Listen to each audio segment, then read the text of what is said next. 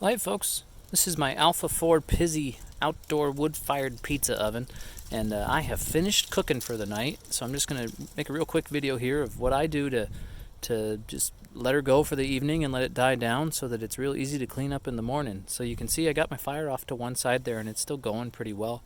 All I'm going to do is just spread those coals across the floor so that they're spread out nice and even, and then I will just put the door on to damper it down a bit and let it just slowly burn out. And then in the morning, once everything's cooled off and nice and cold, I can just scoop those coals out. All that'll really be left is just a bit of ash. It's really pretty darn easy to clean up. So you just scoop that ash out and you're done to go. That's all you got to do. So here we go.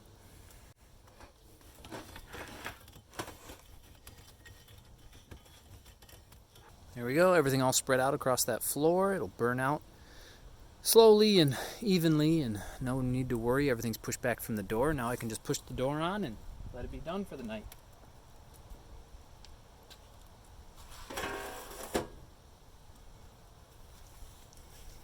Good to go.